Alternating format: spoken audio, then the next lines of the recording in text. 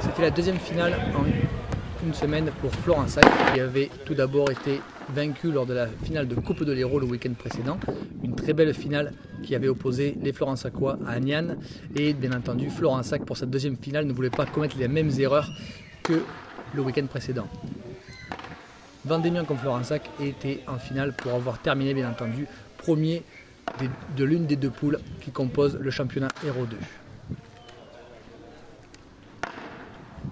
Dès le début, chaque équipe essaie d'imposer son rythme à l'autre, ce qui nous a conduit à des échanges très disputés entre les deux équipes et des échanges particulièrement longs et indécis en début de rencontre.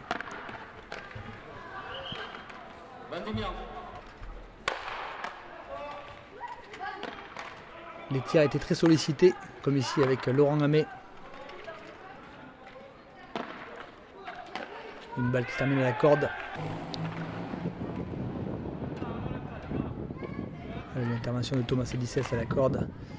Et André Lopez qui relance dans cette rencontre face à un Frédéric Gounel qui longtemps va rester l'homme clé, le fond clé de cette rencontre. Et la première main se termine sur le score de 2 jeux en faveur de Florensac et 1 pour Vendémian. Une nouvelle fois un échange, un point particulièrement disputé à 45 partout entre Vendémian et Florensac.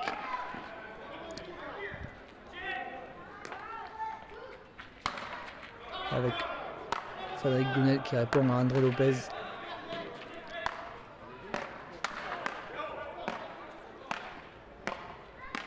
Et Grégoire Fage qui essaie de repousser l'équipe adverse le plus loin possible au fond du terrain.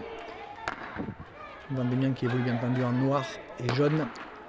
Et Florensac en rouge et blanc. Les couleurs traditionnelles du club de Florensac. Et donc une balle à 45 partout. Balle de jeu, balle décisive. Qui met justement du temps à se décider. Avant que le tiers Loïc Roch du côté de Vendémian ne craque. Et pour donner 3 jeux à 1 en faveur de Florensac. Et Laurent Hamé toujours avec sa main gauche au tiers du côté de Florensac qui pousse cette équipe de Vendémian dans ses retranchements. Et Vendémian qui en début de rencontre faiblit un petit peu, a laissé déjà 2 jeux d'avance et là est mené 45 à rien dans ce 5e jeu.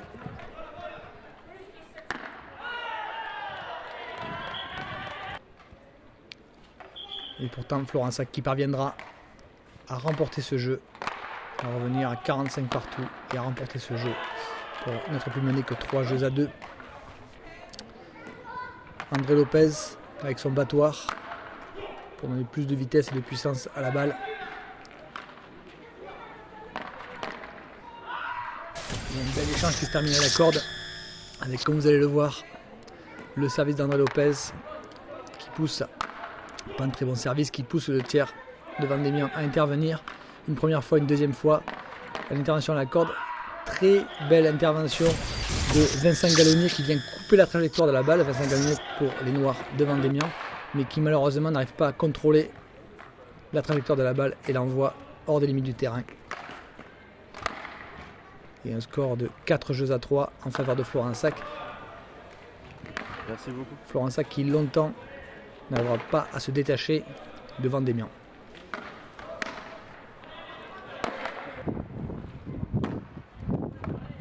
Beaucoup d'attitudes et de gestes défensifs, des fonds avec peu de prise de risque. Les deux équipes s'observent longuement et on voit bien que personne ne va faire la faute qui va permettre à l'adversaire de remporter un 15 de plus et bien entendu un jeu de plus et ainsi de suite. Avec de nouveau un échange qui se termine à la corde avec Thomas Elisès qui vient de terminer ce 15 avec une première intervention suivie d'un premier envoi et une deuxième intervention qui malheureusement n'est pas suffisante et qui permet à Vendémian de gagner ce 15. Et toujours un jeu de 6 jeux à 4 en faveur de Florensac. Face à Vendémian, Florensac mène, mais Florensac ne parvient pas à creuser l'écart dans cette rencontre. Florensac qui continue petit à petit son avancée vers le 13e jeu, système de victoire, mais Vendémian qui ne cède pas et qui toujours reste à portée de Florensac et qui mène 8 jeux à 6.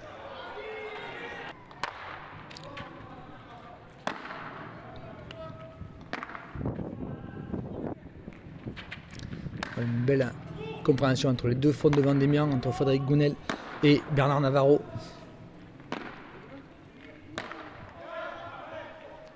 Le tir de Vendémian aussi qui défend bien son poste avec un nouveau 15 pour Vendémian. Et pourtant Vendémian qui est toujours mené 9 jeux à 6.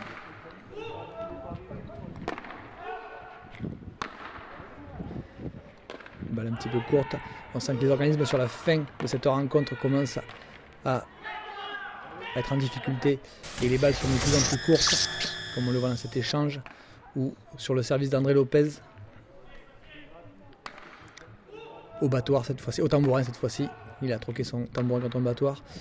L'échange est assez court et rapidement arrive sur Laurent Hamé de Florensac au tiers avant d'être joué par la corde. Et une fois de plus, la corde de Vendémian ne parvient pas à remettre la balle dans les limites du terrain. Et c'est un 15 de plus pour Florensac. Mais Vendémian n'abdique toujours pas.